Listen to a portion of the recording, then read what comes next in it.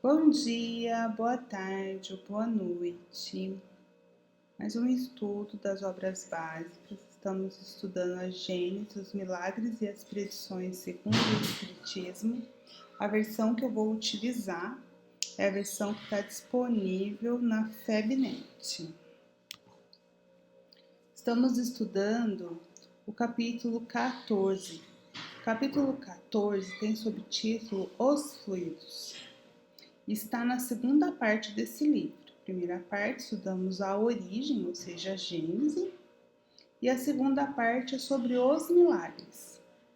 Nesse capítulo, estamos estudando, junto com o texto de Kardec, a influência e como os fluidos eles são responsáveis pela explicação de alguns fatos reputados paranormais.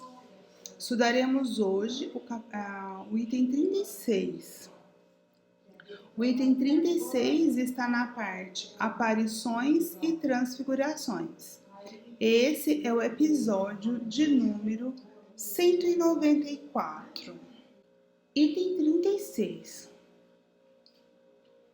Nos diz Kardec: é de notar-se que as aparições tangíveis só têm da matéria carnal as aparências. Não poderiam ter dela as qualidades. Estamos falando aqui das aparições que já foram estudadas nos itens anteriores. Aparições tangíveis é a situação quando seres desencarnados se fazem visíveis.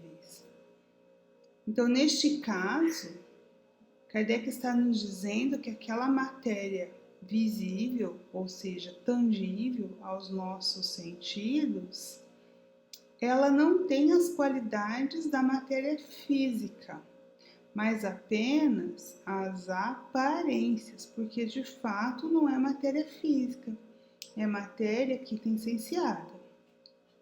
Ele continua nos dizendo: em virtude da sua natureza fluídica, não podem ter a coesão da matéria, porque em realidade não há nelas carne.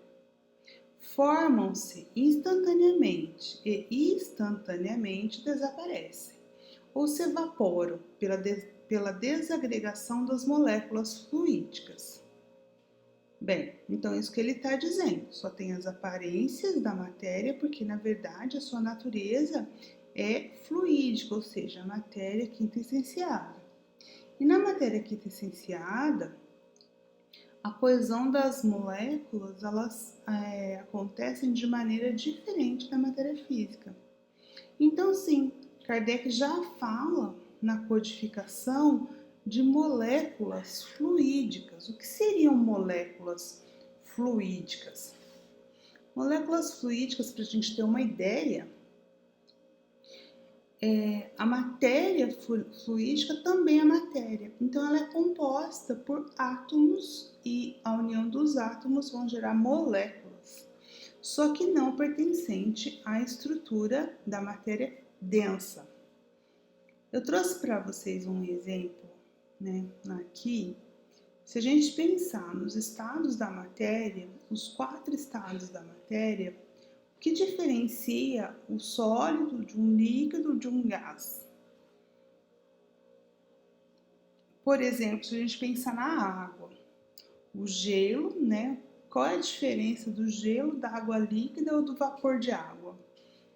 As moléculas que formam essas substâncias, que têm densidades diferentes, são as mesmas.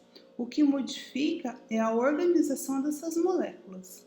Então, no sólido, as moléculas estão mais organizadas, mais coesas, mais próximas. No líquido, um pouco menos, e nos gases, um pouco menos. E existe ainda um 4º estado da matéria, que é o estado de plasma. Conforme você vai agregando energia, porque calor é energia, você vai afastando e afrouxando, vamos dizer assim, as ligações entre essas moléculas. Então, no sólido, menos energia. Conforme ganha energia, as moléculas, as ligações entre as moléculas são mais afrouxadas, então se torna líquido. Mais energia, ou seja, mais calor, o líquido se transforma em gases. Mais calor, os gases se transformam em plasma. E a pergunta que a gente se faz é: em mais calor? E depois do plasma? Então a gente pode estar entrando aí no campo dessas moléculas mais fluídicas, com alta carga de energia. Para isso, nós vamos estudar isso em mais detalhes, né? Eu grifei aqui moléculas fluídicas porque eu queria falar um pouquinho mais, inclusive tomando a série da Vida no Mundo Espiritual de André Luiz, que nos traz algumas informações sobre isso. Mas antes, tem uma nota de rodapé nesse trecho, e a nota de rodapé, quando fala da desagregação das moléculas fluídicas, ou seja, quando diz que essas formações fluídicas elas podem se agregar ou desagregar instantaneamente, a nota de rodapé diz o seguinte, que nota do editor, tá? Não é de Kardec, que as materializações mais prolongadas, como aquelas que foram verificadas por William Crookes, não eram conhecidas na época de Kardec. Então, Kardec aqui, quando escreve, ele entende que essas aparições eram momentâneas, muito rápidas. Mas William Crookes, eu vou dizer para vocês quem foi William Crookes, mostrou por alguns experimentos que poderiam ter materializações mais prolongadas. William Crookes é um cientista químico e físico britânico, nasceu em 1832, desencarna em 1919, é um reconhecido cientista. Ele estudou os raios catódicos, para vocês terem uma ideia, os raios catódicos eles vão ser a base de todas as nossas telas de TV, telas de computadores, telas de celulares. A ideia surgiu dos raios catódicos que ele estudou. Ele investigou os plasmas, que é esse quarto estado da matéria que eu acabei de falar para vocês. E ele, isso no campo da ciência da matéria física. Agora, no campo dos fenômenos supranormais, ele estudou as materializações e levitação com auxílio de alguns médios. Usou o seu conhecimento científico para investigar esses fenômenos. Tem, inclusive, uma foto famosa que foi obtida por ele, com a materialização de um espírito que se autodenominou Kate King. E tem uma frase do William Crookes também em que ele faz uma afirmação sobre esses fenômenos. Ele diz: não digo que isso é possível, digo isto é real. Voltando ao caso das moléculas fluídicas, lá no livro Entre a Terra e o Céu, psicografia de Chico Xavier, autoria de André Luiz, nós vamos ter algumas elucidações do espírito Clarencio, a André Luiz, que estava aprendendo, que podem nos ajudar a pensar um pouco sobre essas moléculas que compõem o corpo astral, o perispírito, que sabemos ainda é matéria. Ele diz, em nosso plano, Clarencio diz, em nosso plano, semelhantes transformações são mais rápidas e exteriorizam aspectos íntimos do ser, com facilidade e segurança, porque as moléculas do perispírito giram em mais alto padrão vibratório, com movimentos mais intensivos que as moléculas do corpo carnal. Ele está falando dessas moléculas, ele fala de alto padrão vibratório, ou seja, mais energia, vibram mais. Então, elas são mais plásticas, porque olha só o que ele está falando, que as transformações são mais rápidas. Por isso que no perispírito o pensamento influencia quase que instantaneamente, diferente do corpo físico, que precisa de mais energia e mais tempo. Continua Clarencio. Embora tenham origem comum, que é o fluido cósmico, as transformações moleculares são diferentes nesses dois corpos. Aqui ele está falando do corpo físico e do corpo astral, do perispírito. Resultando daí ser o perispírito etéreo e imponderável. Ambos são, portanto, matéria, mas em estados diferentes. E aí, ligando com o que a gente já viu, né? A gente já viu o estado da matéria física, sólido, líquido, gasoso e plasma, e o que eu estou conjecturando, né, com vocês, né? O que vem depois do plasma? Poderia ser agregando mais energia, já que a gente viu aqui nas explicações de Clarencio que as moléculas do perispírito têm maior padrão vibratório, então seria um estado da matéria para além do plasma, né? Com mais energia. Continua Clarencio. O corpo perispiritual é constituído à base de princípios químicos semelhantes em suas propriedades ao hidrogênio, a se expressarem através de moléculas significativamente distanciadas umas das outras. Então, aquilo que Kardec já disse, ele chamou, que ele disse, né? Ele diz na Gênese, aqui que a gente acabou de estudar, sobre as moléculas fluídicas, vai ser aberto nos livros subsidiários, principalmente sobre, muitos deles vieram pelas mãos de Chico Xavier, abrindo a questão de como funcionam essas moléculas aí do perispírito, mas Kardec já tinha falado disso. Continuando a leitura do item 36, leitura com Kardec, os seres que se apresentam nessas condições, ele está falando de que condições? Nas condições de materialização, né? Então, os seres que se apresentam nessas condições não nascem nem morrem como os outros homens. São vistos e deixam de ser vistos, sem que se saibam de onde vêm, como vieram, nem para onde vão. Ninguém os poderia matar, nem prender, nem encarcerar, visto que carecem de corpo carnal. Atingiriam o vácuo os golpes que se lhes desferissem. Tal o caráter dos agêneres, com os quais se pode confabular, sem suspeitar de que eles o sejam, mas que não demoram longo tempo entre os humanos, e não podem tornar-se comensais de uma casa, nem figurar entre os membros de uma família. Tem uma nota de rodapé, já eu falo dela. O que ele está dizendo aqui? Que essas materializações, elas são voláteis. Então, elas podem ser vistas no momento e deixarem de ser vistas imediatamente. A gente não sabe como que elas apareceram, de onde vieram, para onde vão, né? E não se pode prendê-las. E aqui ele está cunhando um termo novo, que é a gênere. A gênere, nessa terminologia que Kardec está instituindo, é a materialização. O que é um agênere? É a materialização palpável e longa de um espírito.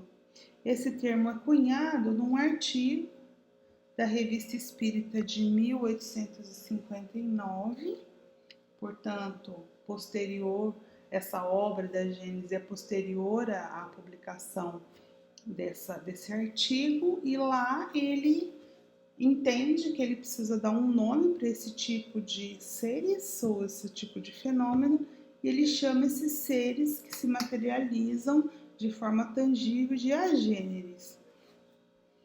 Agênere significa não gerado. A é a negativa, não gênere de gerar, então não gerados. E aqui nessa parte final ele está dizendo que esses seres, pode acontecer que a gente conviva com eles sem nem perceberem. Pode acontecer, né? Não sempre é assim, mas pode acontecer de conviver com eles sem nem suspeitar que eles sejam uma gênere, não se saber. Mas que esses seres, eles não podem ficar por muito tempo e conviver, por exemplo, com uma família, como se encarnado fosse. Isso não é possível porque ele é um ser de uma outra espécie, porque a gente já viu que a matéria tangível da qual ele é formado não é uma matéria real, mas só tem as aparências. E será que essa ideia de agênere surge só com o espiritismo? Não, o nome sim, mas a ideia não, é igual reencarnação. O nome surge com a doutrina espírita, porém o conceito é mais antigo. Agênere é a mesma coisa. Então, na nota de rodapé, está sendo dito para nós que existe um caso lá na Bíblia, relatado no livro de Tobias, e eu vou trazer para vocês o que é, que tem um caso de agênere, e a gente tem outros casos também na Bíblia. Eu vou trazer, além do chamado de o anjo de Tobias, eu vou trazer outros para vocês. Então, olha só, o anjo Rafael ficou conhecido como o anjo de Tobias. Tobias era um rapazinho, um menino quase, que precisa empreender uma viagem sozinho a pedido de seu pai, que estava doente, para resolver algumas questões da família. E viajar sozinho era extremamente perigoso, era uma viagem longa, uma viagem perigosa. E ele encontra um companheiro. No caminho, logo no início da sua caminhada, ele encontra o companheiro e esse companheiro vai com ele até o destino, até onde ele tem que ir lá resolver, volta com ele, ele apresenta esse companheiro para sua família no retorno, ou seja, convive com ele e depois ele desaparece. E relatado no livro de Tobias que tratava-se de um anjo, o anjo Rafael. Ou seja, o anjo se materializou. Isso não é um agênere, conforme Kardec está definindo, um espírito que não está encarnado, não tem matéria, mas ele consegue se fazer tangível durante um bom período de tempo e acompanha, inclusive, o menino Tobias, até o salva em algumas situações. Então, se vocês tiverem curiosidade, está lá na Bíblia, no livro de Tobias, que vai ser contada essa história. Outro caso que está lá no Velho Testamento. Agora, no livro de Hebreus, nós temos o sacerdote Melquisedeque. Melquisedeque, ele encontra-se com Abraão, confabula com Abraão, se apresenta para Abraão, mas na verdade, a hora que você vai lendo o texto de Hebreus, você vai ver que ele é um agênero. Eu destaquei um trecho, eu vou ler para vocês, lá em Hebreus capítulo 7. Porque esse Melquisedeque, que era rei de Salém, Salém chamava Cidade da Paz, que era rei de Salém e sacerdote do Deus Altíssimo, e que saiu ao encontro de Abraão, sem pai, sem mãe, sem genealogia, não tendo princípio de dias nem fim de vida, mas sendo semelhante ao Filho de Deus, permanece sacerdote para sempre. Tá vendo? Não sabe de onde veio, não sabe para onde vai e permanece sacerdote para sempre. Ou seja, alguém que se fez visível, mas não nasceu como nós, não tem genealogia. Portanto, um relato de agênere também aí no livro de Hebreus. E outro agênere famosíssimo, não sei se vocês pararam para pensar, foi Jesus após a crucificação. Jesus foi crucificado, morto e sepultado, e ressuscita ao terceiro dia. Que ressuscitação foi essa? É possível, né? Nós estamos vendo aqui que não há milagres, é possível ressuscitar aquele corpo? Não, né? Mas é possível Jesus, um espírito desse quilate, fazer a manifestação, materializar o seu corpo? Assim, ele tinha poder para manipular essas moléculas fluídicas? Sim. Pode ter acontecido nos 40 dias após a sua aparição a Maria de Magdala, que ele permaneceu com os apóstolos, ensinou mais coisas, que tenha sido um fenômeno, que ele tenha sido nesse momento um agênere? Sim, uma materialização de um espírito que permaneceu junto aos apóstolos por um tempo. E a gente pode perceber que na aparição a Maria de Magdala, a primeira aparição, ele de alguma forma devia estar mais fluídico, porque ele pede a Maria que não o toque. Ela o vê, mas não pode tocá-lo. Depois de um tempo, quando ele aparece, depois de alguns dias, quando ele aparece aos apóstolos, aí já pode ser tocado, porque inclusive a gente tem aquele relato de Tomé, que Tomé não acredita, e aí Jesus deixa que ele toque as suas feridas, então ele já tinha um grau de materialização que já podia ser tocado. Então Jesus, após a sua morte, a sua desencarnação, ele passou por esse fenômeno aí de agênere. Tá vendo como a gente tem na própria Bíblia relatos e só não tem os nomes? Então isso não é novidade da doutrina espírita. Continua Kardec. Ao demais, denotam sempre em suas atitudes qualquer coisa de estranho e de insólito, que deriva ao mesmo tempo da materialidade e da espiritualidade. Está falando aqui dos agêneres, que eles têm alguma coisa de insólito, de estranho. E ele vai dizer que neles o olhar é simultaneamente vaporoso e brilhante. Carece da nitidez do olhar através dos olhos da carne. A linguagem breve e quase sempre sentenciosa nada tem do brilho e da volubilidade da linguagem humana. A aproximação deles causa uma sensação singular e indefinível de surpresa, que inspira uma espécie de temor. E quem com eles se põe em contato, embora os tome por indivíduos quais todos os outros, é levado a dizer voluntariamente: ali está uma criatura singular.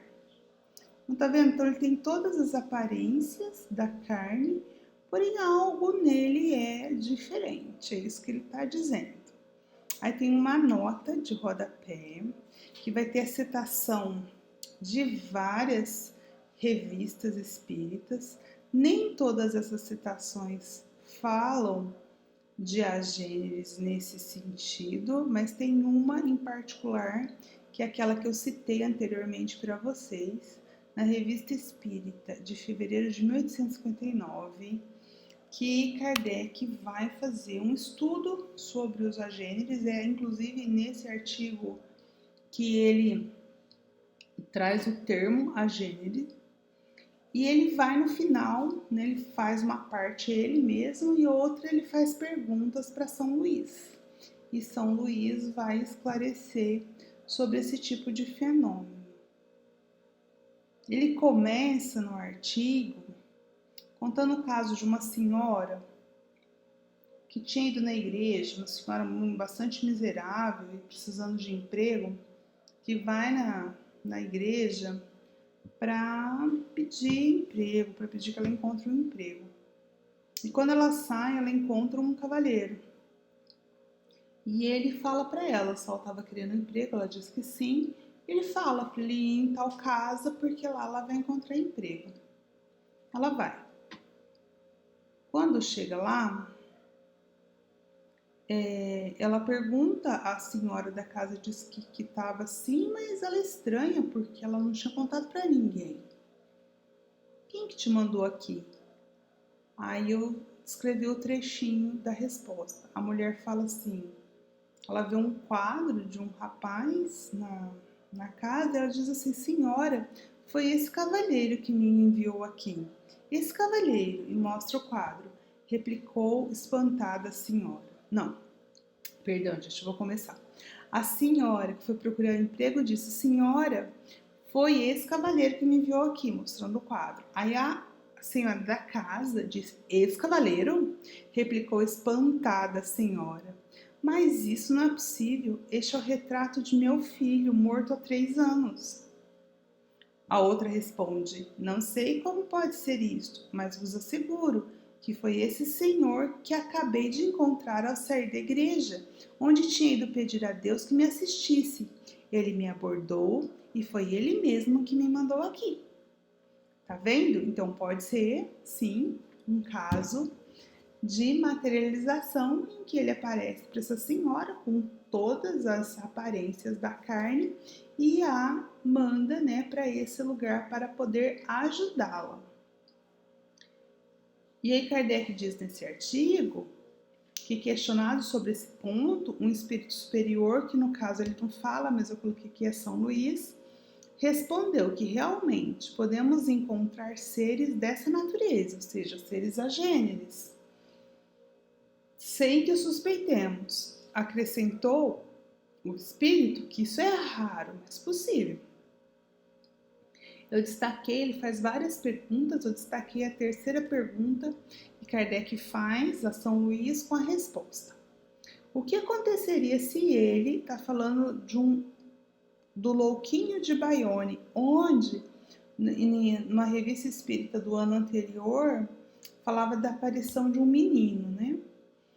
Então, o que aconteceria se ele se apresentasse a uma pessoa desconhecida? Que ele se apresentava a pessoas que conheciam ele. Aí o que São Luís responde? Teria sido tomado por uma criança comum. Dir-vos-ei, porém, uma coisa. Por vezes, existe na terra espíritos que revestiram essa aparência e que são tomados por homens. É isso para hoje. Acabamos o estudo deste item. Espero que vocês tenham gostado, aprendido, eu aprendi bastante, e recebam meu abraço fraterno. Até a próxima semana.